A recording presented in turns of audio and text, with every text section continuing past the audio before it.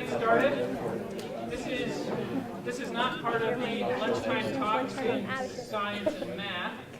For those of you who are new faces or don't recognize me, I'm Matt Nearing, Chair of the Department of Chemistry, Computer Science, and Math. We have a series of lunchtime talks about every other week throughout the course of the semester, usually focused on science and math.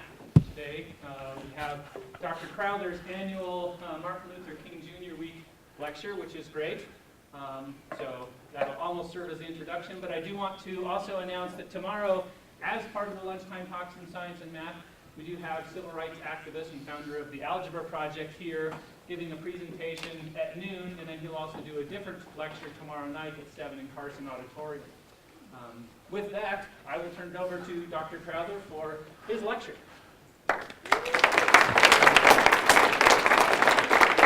Thank you, Matt. And I have to tell you, this is we're really excited, maybe more than normal, about the nature of this program. First, the opportunity that we have to have Robert Parris Moses on campus. I don't really like words like hero because I think they're overused, but if I was going to use the word unadulterated and unabashedly, Bob Moses is a genuine American hero, an African-American hero, an educator as hero, and I'm going to demonstrate that. I'm going to prove that today as a proposition. And it's appropriate that I prove it as a proposition because professionally, Bob Moses, who's always described as a civil rights activist, could be described as a mathematician. And that's another reason that I'm really excited about this week, the fact that we have Robert Moses, and in keeping with something I'm going to talk about a little bit, the Council of Federated Organizations, this is all about an Adams-State collaboration, including Title V and the history, anthropology, philosophy, political science, and Spanish.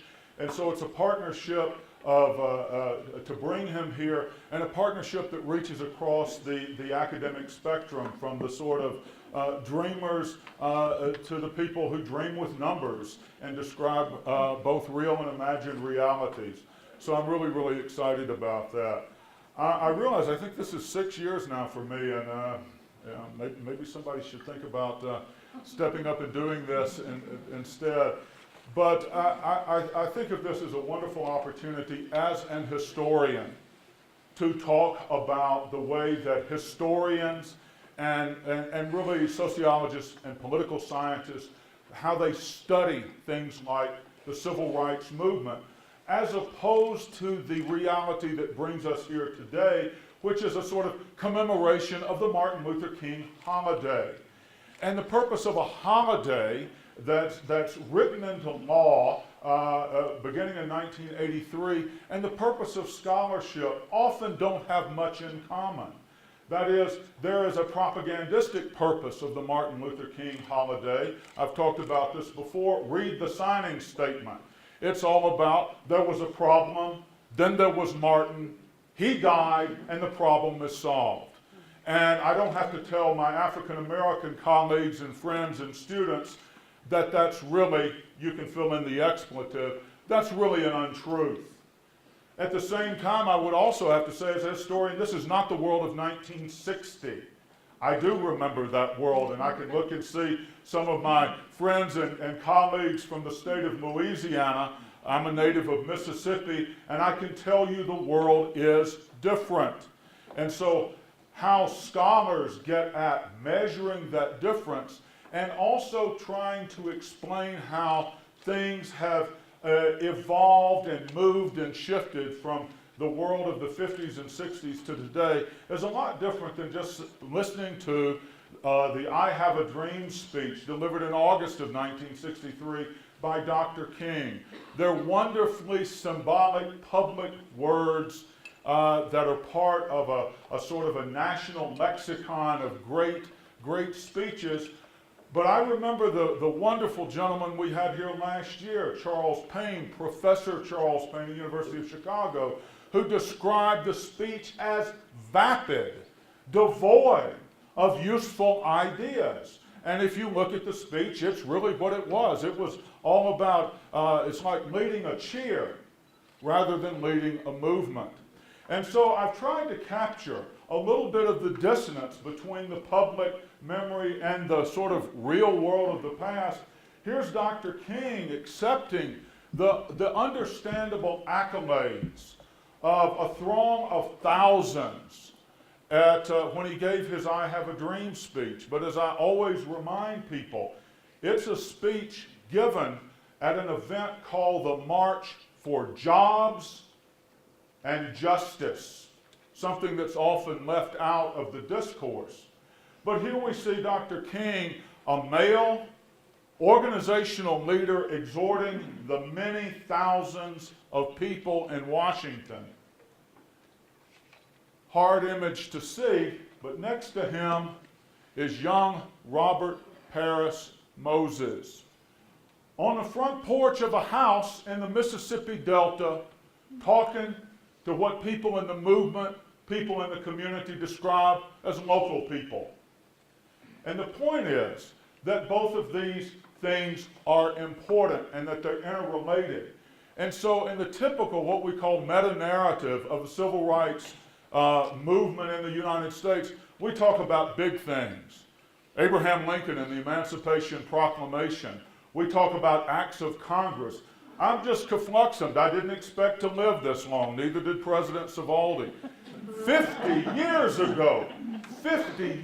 ago, Congress signed the Civil Rights Act of 1964, and thanks to one movement and one political party, that act is still in the news because there are people who want to repeal it. But what this act does, among other things, is it compels entities that operate in a stream of public commerce, theaters, hotels, restaurants, to provide service without discriminating on the basis of race. It's a huge, huge deal. And it would set in motion a welter of events, including civil rights laws dealing with gender that lead to things like Title IX, because the original statutory authority is in this important piece of legislation. The Voting Rights Act, which of course was recently gutted by the United States Supreme Court in 2013 in a lovely case coming out of Alabama, go figure. But the Voting Rights Act was designed to eliminate the traditional means by which people who look like me kept people who did not look like me from voting in a legal way. It outlawed what we call cracking, stacking, and packing, which are three very facially neutral ways to make sure that certain people's votes simply don't count. And of course, you know, as people like Theodore Gilmore Bilbo, the governor of Mississippi, would say, we had other ways to keep your vote from counting. We could make sure that you would be too scared to vote, and then in the southern idiom, if that didn't work, we'd just kill you, right? And we'll talk about why voting rights is so hugely important in the movement in just a minute. But the point is, when we look at the civil rights movement, there's often a focus on the national.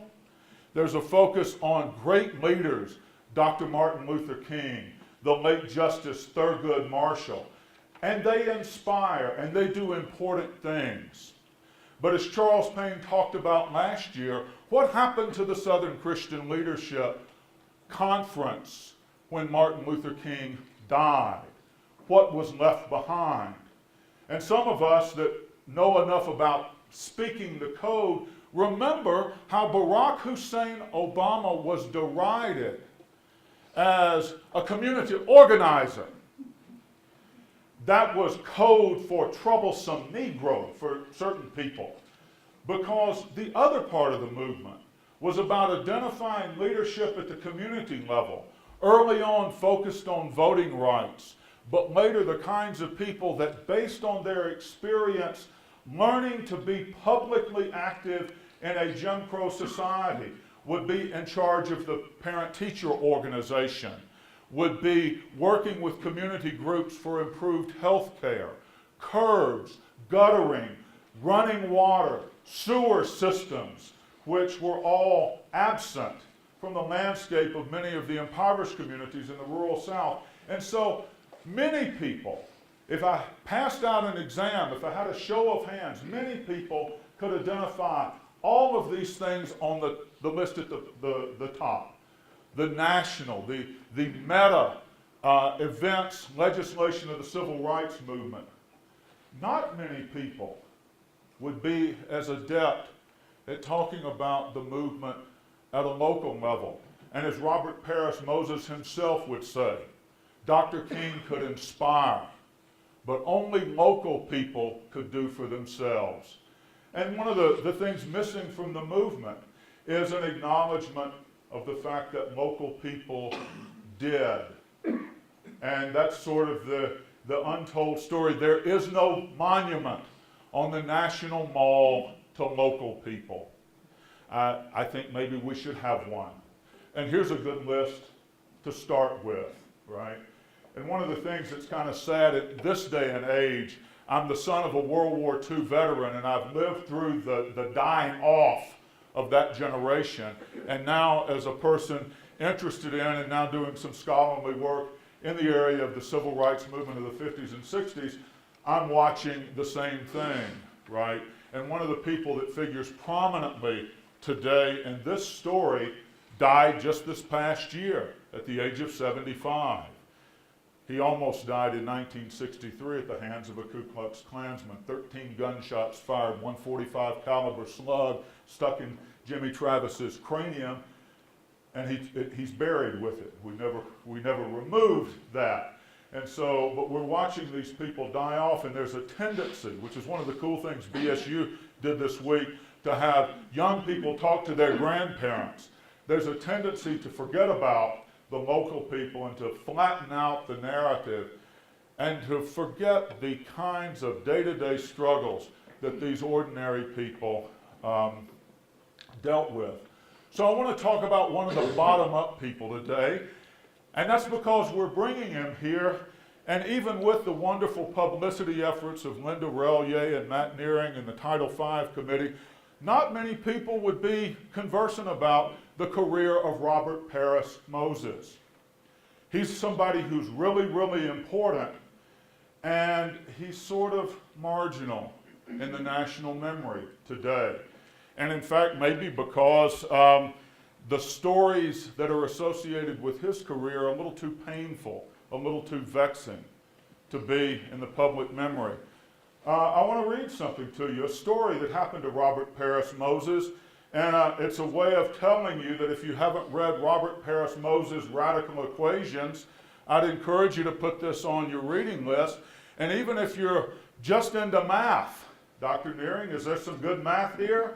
Here's a guy that's going to make who is a bridge, a human bridge between the world of voting rights as a civil right, a constitutional right, a human right, and access to good quality mathematics education in the 21st century. So Radical Equations by Robert Moses.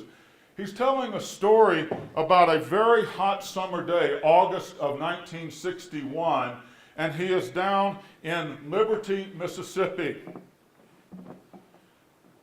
I've said this once in front of a group of students and they didn't get it. I had students in Washington, D.C., and we were in front of the U.S. Department of Justice building, and so I sort of mimicked an activist in the movement, and I said, they have a town in Mississippi called Liberty, and there's a department in Washington called Justice. And movement activists would say that with the ironic sneer that the message obviously conveys.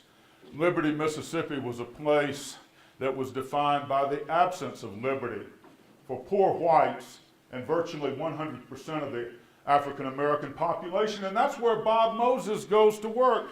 And so he tells a story involving trying to register a handful of African Americans there at the courthouse, and so he's looking for a man named Preacher Knox, Albert Knox, and of course as he comes to the courthouse, Preacher Knox wasn't at the courthouse either. So we left the car there and began walking down Liberty's main street toward the cotton gin looking for him. Finding Preacher Knox didn't take long, and when we started walking back toward the courthouse, for a moment a funeral blocked our way. A highway patrolman was directing the procession traffic. We continued walking. We paused at another corner for a moment, then suddenly some white man walked up, and without a word, one of them swung, hitting me in the temple with the handle of a knife. It was Billy Jack Caston, the sheriff's cousin and son-in-law of the state representative E.L. Hurst. He swung again and again, hitting me on the head as I tried to shield myself by stooping with my head between my knees. Preacher Knox tried to pull Billy Jack off, but was warned away by other whites. 2 other white men joined in the pummeling. Finally, they stopped, leaving me a semi-conscious heap in the streets. Now notice there was a funeral being directed by local law enforcement, and you want to guess how many people were arrested and charged with assault. If the solution set has 0 items, that's the answer.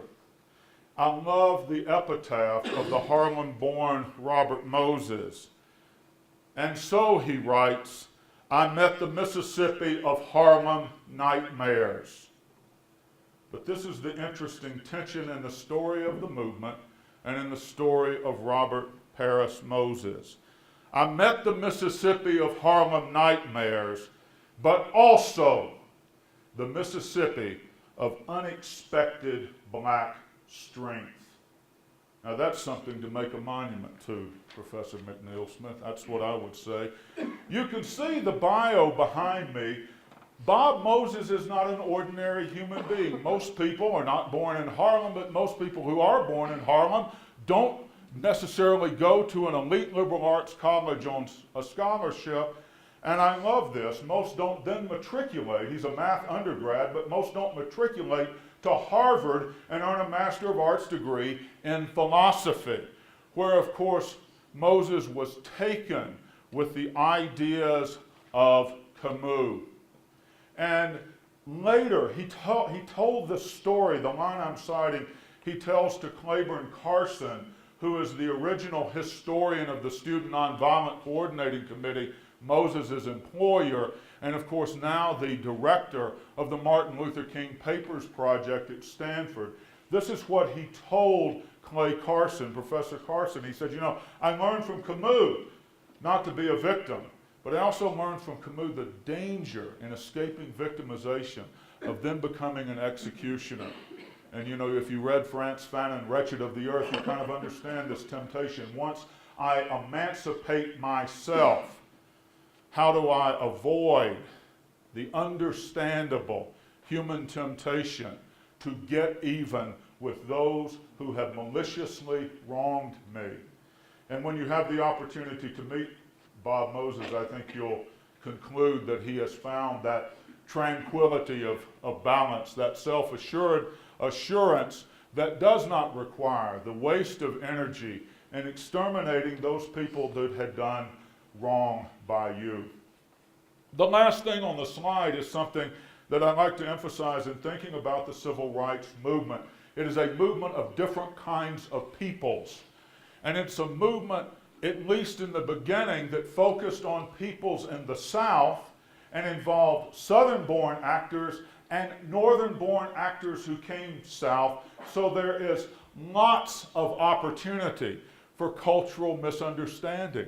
So imagine if you're a young Southern-born civil rights activist and you meet the bespectacled, Harvard-educated Robert Parris Moses, you might not necessarily understand this guy. And that's the reason that SNCC, Student Nonviolent Coordinating Committee member Julian Bond would say, we thought the man was a communist. He wore glasses and he knew everything. So clearly he wasn't like us. And throughout the movement there were often these sort of tensions that you tried to work past in getting to know people who seemed different, even though ostensibly you were working on the same cause. There is the Magnolia State. Here's the short version of the history of Mississippi and Robert Moses' career. The most famous parts of the movement take place in the Mississippi Delta. And Moses originally wanted to work in the Delta, but the sense of timing wasn't right. And so he went to the older part of the state. The oldest part of the state is this area around Natchez, Mississippi. And this is the original area where they grew cotton. The Delta was developed later. And the point is, Amite County, which is how it's pronounced, Amite County and Pike County, these are counties where they're some of the meanest places in the country. I found it amazing. The humorist Jerry Clower, the white humorist, is from Amite County, but it's one of the meanest places in the state. And it's mean because this is the heart of Mississippi Klan country. And so in neighboring Walthall County, there was exactly 0 registered voters in 1960. Liberty County had 3. Isn't that amazing? So it's a mean place. And the reason we think of the Mississippi Delta as this unbelievable place, the elite planters in the Delta had an interest in keeping the Klan out. And so the Klan is sort of a Johnny-come-lately. After the James Meredith enrollment at Ole Miss, the Klan really becomes very, very active in the Delta. The Klan was always active here. So when Moses goes to Mississippi, into the southwest corner, he's going to this mean part of the state. And let me help you about understanding the Klan. The big lie in Southern history is the Klan is on the margin. And that's simply not true. Everybody is related to an active Klansman. And the Klan are connected all the way through law enforcement, all the way into the governor's mansion. And so the Klan really is the private arm of the state. But since maybe if I went to the University of Mississippi and I owned land that I wasn't personally a member of the Klan, I could always distance myself from being tarred and feathered as a Klan member. I could say I'm not a Klan member, even though I approved and benefited from everything the Klan did as a white person. And so poor Bob Moses, I mean, think about this. He's born in 1935. He's 26 years old when he goes to the meanest part of the state. And truthfully, he's a Yankee. And the learning curve is going to be steep. The learning curve with Southern whites, literally the learning curve with Southern blacks. But I will tell you that Bob Moses was particularly well equipped to succeed in the movement in Mississippi.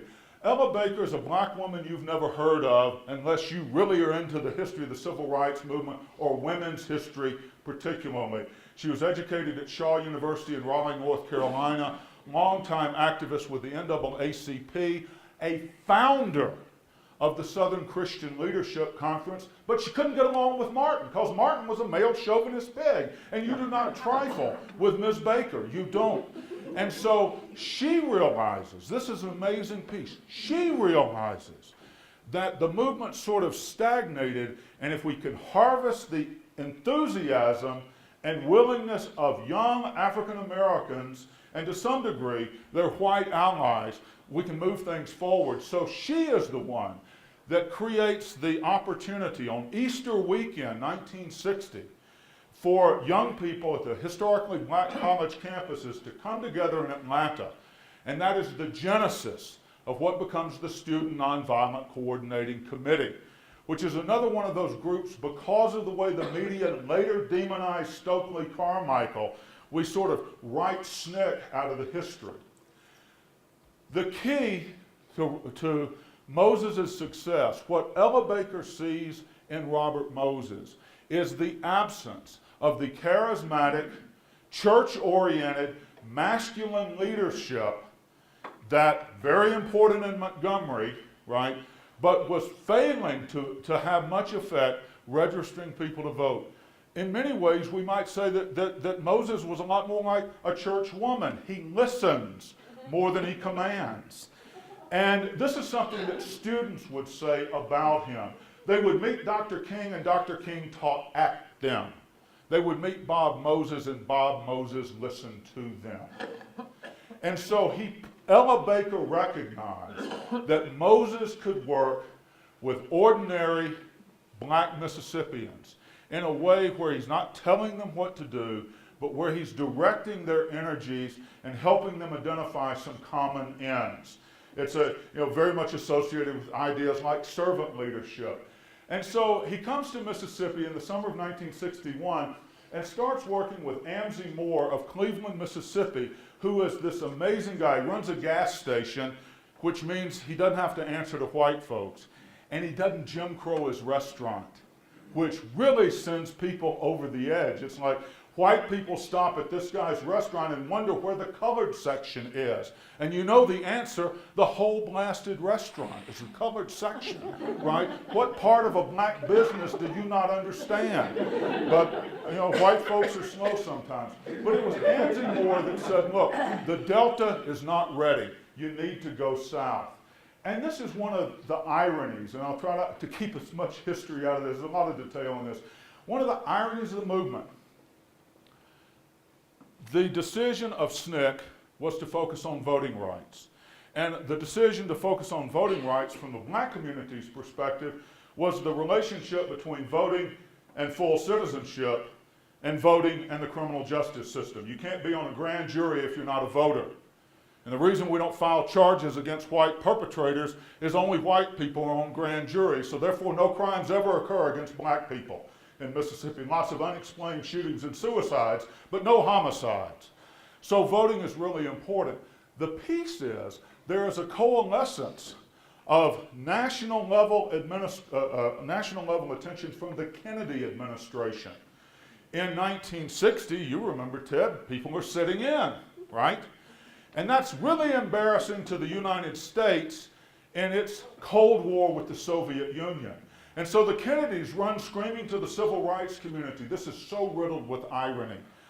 Why don't y'all, imagine Bobby saying y'all, why don't y'all do something less confrontational like voting? And let me help you.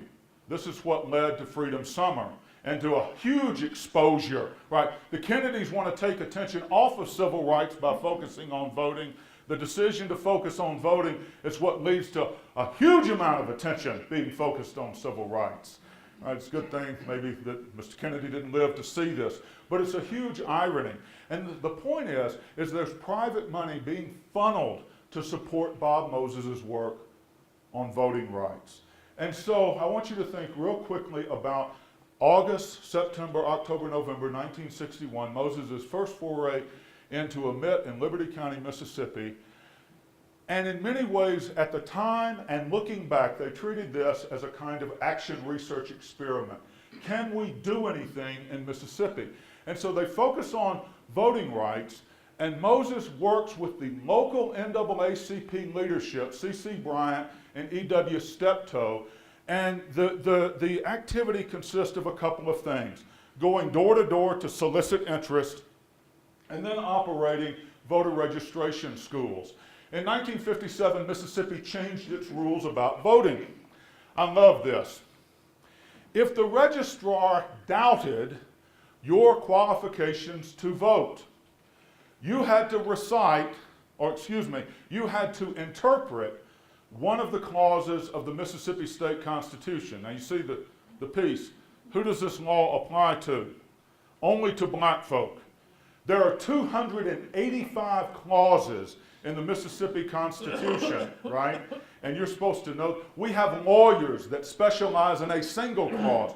You're supposed to know this. And of course the piece says white people don't have to do this, just black people. And so the form itself that you filled out was very complicated, and the test you had to go through was very difficult. And what this citizenship school was all about was designed to equip you as an African American, who you may have formal schooling, you may not, to pass the voting rights exam. And in trickles, voters were registered in Amite and Pike counties. But of course, as soon as there started to be success, as soon as white folk realized, while these outside agitators have the jump on us, they begin to push back. And another way of thinking about pushback, they begin to resort to violence. Fist, knives, guns, beatings, murder. That is the recipe for white supremacy in Mississippi. There's so much stuff that happens, but I'll tell you this. Brenda Travis got in trouble. She's a black woman who sat in. She's 15 years old, lied about her age. She sat in, and the local black school expelled her because the principal cannot afford for the black school to come under scrutiny of the white community. Travis Britt is a community organizer. He was badly beaten, no arrest. Herbert Lee was simply shot to death. He got out of his truck, he shot to death for working with Bob Moses. And of course, this man, E.H. Hurst, is a state legislator. He's the relative of the man that beat Bob Moses, and so forth. Lots of violence. I'll tell you a little bit about this story. Bob Zellner is a white freedom rider. Moses' second big beating in Mississippi, he came to Zellner's aid. And the local mob there were trying to gouge Zellner's eyes out with their fingers. Zellner later said he had no idea that the eye could stretch that much. And so I want you, you see the fire hoses and the police dogs on the newsreel footage. That is child's play. That is Alabama. This is Mississippi. M is for Mississippi. M is for murder. This is the way white Mississippians behave. And so the result is Moses pulls out of southwest Mississippi. And the point is, boy, it sounds like a whole lot of not much good happened. Moses got beaten. A young man was murdered. Another young man severely beaten. Lots of people jailed. But this is what SNCC learned. An outsider like Moses could, in fact, go in and live in effect, a foreign place. He could identify a community of people who were willing to help, and they could, in fact, register voters. And so, literally, the genesis of Freedom Summer 1964 is Southwest Mississippi 1961. They came away feeling like for all the pain and agony, it was worth it. Now the amazing thing is, I want you to think about this. Imagine being Bob Moses, and you get some time away from Mississippi, and then you have to go back. And you can't be under any illusion of what it's like. One of the things that's really, you'll notice this if you're a white person and you're able to listen. If you're a white person listening to black movement activists, when they talk about Robert Francis Kennedy and John Fitzgerald Kennedy, it's with derision. They talk about the Kennedys, the Kennedy brothers, and they mean it nastily because black folk felt really sold out by the Kennedys. Black folk field activists felt really sold out by the Kennedys and by the Justice Department, which frankly did very little to support the Civil Rights Act of 1957 or 1960 that made it a federal crime for harming a person assisting another person in exercising their right to vote. So how many prosecutions under the Kennedy Justice Department for civil rights violations in Mississippi? You know the answer, Professor Nearing. And so there's a lot of frustration. This is why people who love Bob Moses, this is why they love Bob Moses. The strength of the black community, the strength of the movement, this is what he finds amid all the beatings. That there was a community that would provide a safe haven, food, clothing, and shelter, transportation. If they read you as an ally, they would take you in. There were no strangers among them, right? They would take you in. And for the young people particularly who came from elsewhere and worked in the movement, this is sort of the memory, right?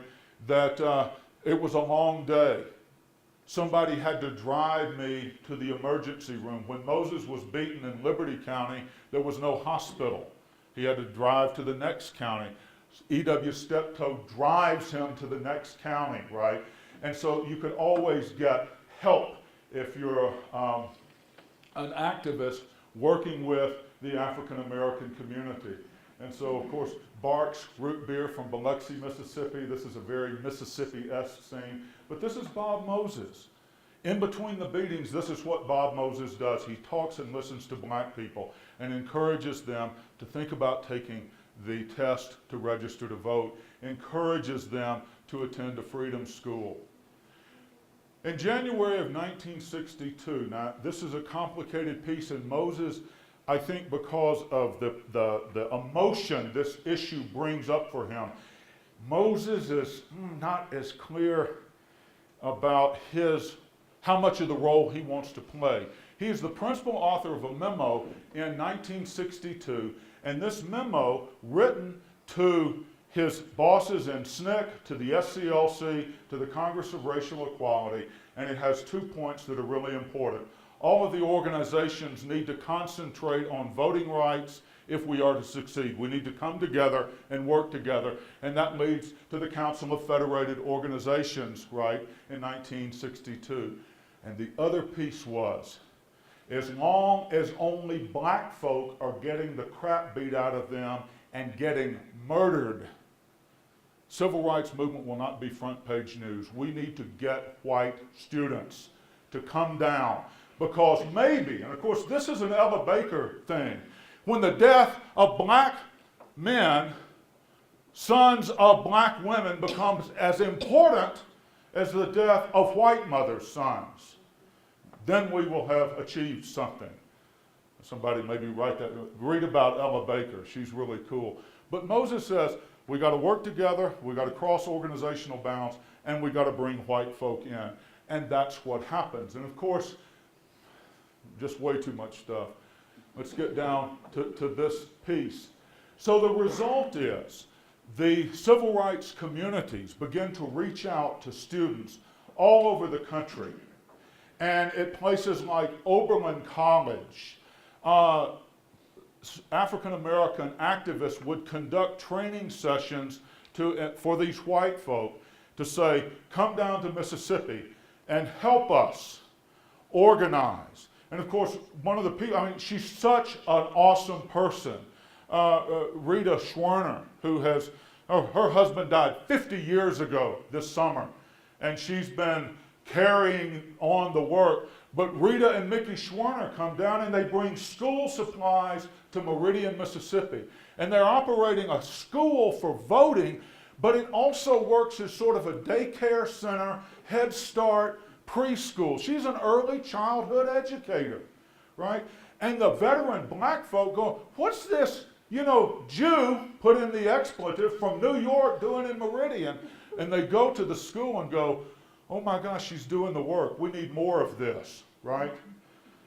But you know the story about what happens because of Bob Moses' plan. And you know what happens to Mickey Schwerner and Jimmy Chaney and another New Yorker, Andrew Goodman. They go to check on a church that's burned. There's a cost as a black person to supporting the civil rights movement, and ministers were reluctant to support the movement, often because they could be targeted. And so a local church outside of Meridian was being used for a freedom school, and it was burned. Wasn't ruled an arson, imagine that. It started all over at once, but it wasn't an arson, the way things work.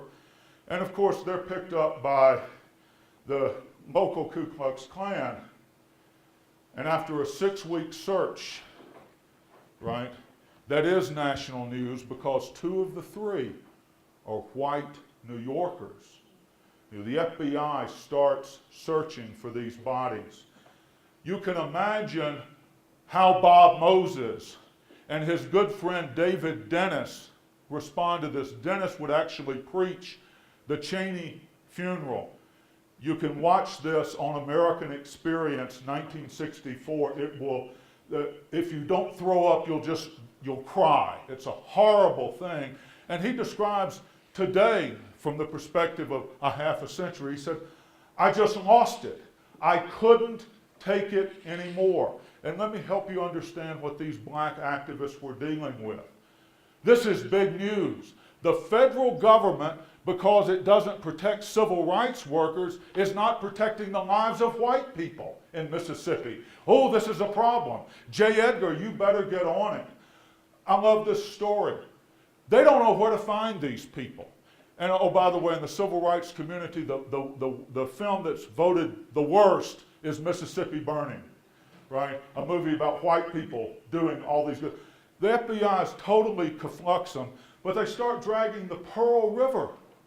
And they start finding black bodies that had never even been reported as missing. 2 Alcorn State voter education Project workers are found looking, while we're looking for Goodman, Cheney, and Swerner, black people disappear all the time, and it's just no big deal. It's just no big deal.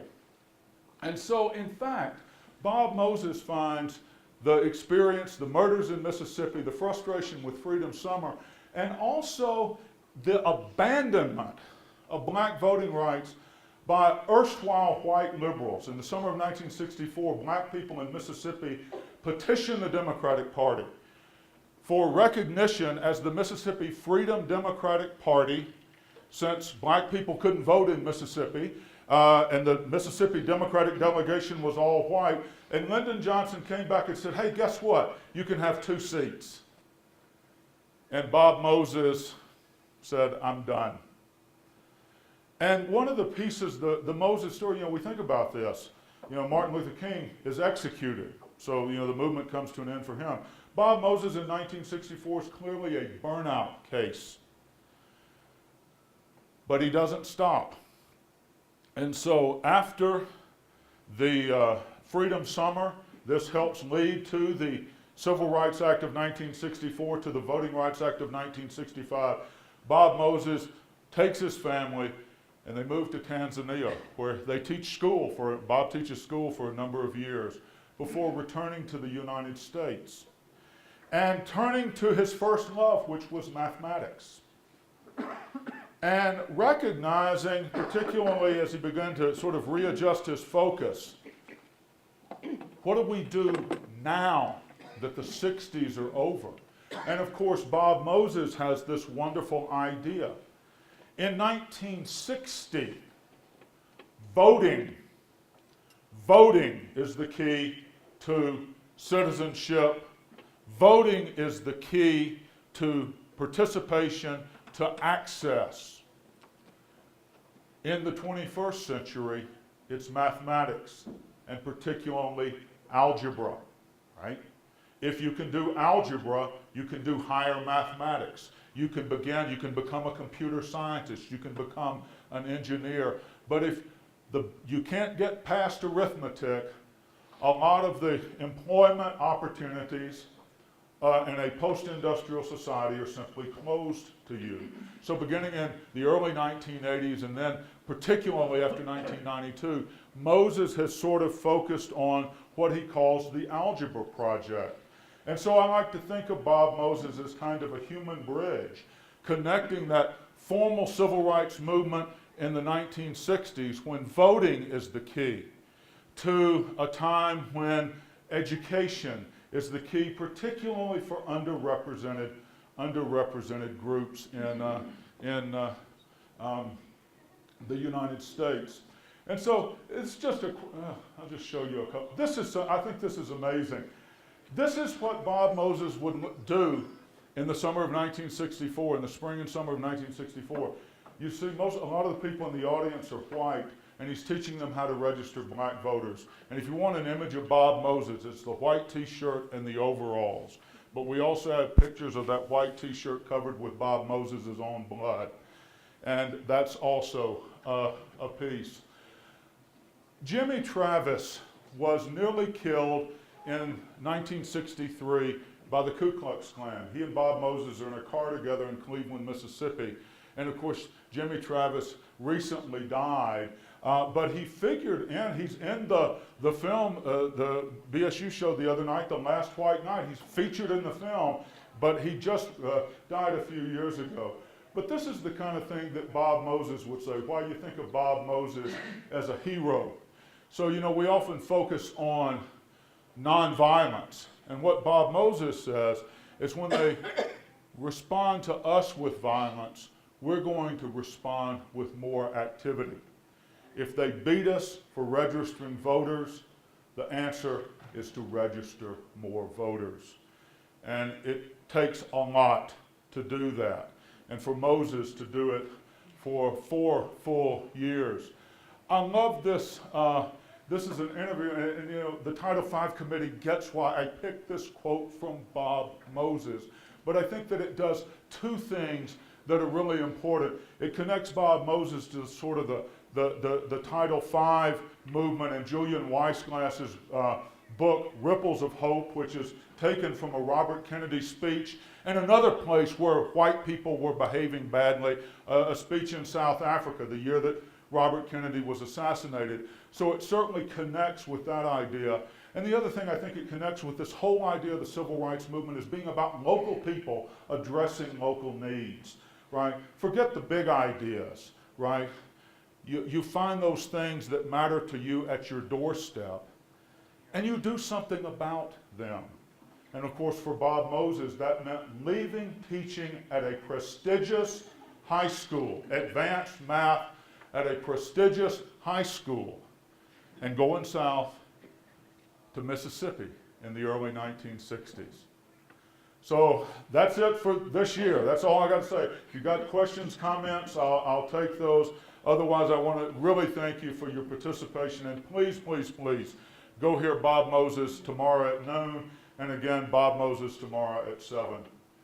Anybody got anything? Okay. That's just